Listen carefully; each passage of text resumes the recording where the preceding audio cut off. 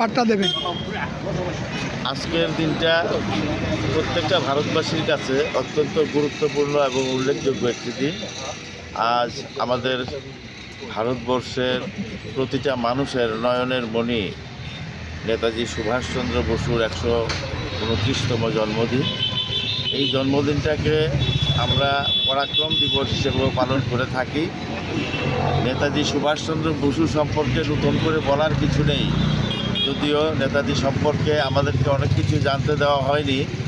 আমাদের প্রধানমন্ত্রী নরেন্দ্র মোদীজি ক্ষমতায় বসার পর, আমাদের সরকার ক্ষমতায় বসার পর নেতাজি সুভাষচন্দ্র বসুকে ভারতবর্ষের প্রথম প্রধানমন্ত্রী হিসেবে স্বীকৃতি দেওয়া হয় এবং নেতাজির যে দেশপ্রেম, নেতাজির মানুষের প্রতি যে ভালোবাসা এবং পরাধীনতার বিপক্ষে নেতাজির যে সংগ্রাম, সেই সংগ্রাম চিরস্মরণীয় হয়ে থাকবে শুধু ভারতবর্ষের ইতিহাসে নয়, বিশ্বের ইতিহাসে।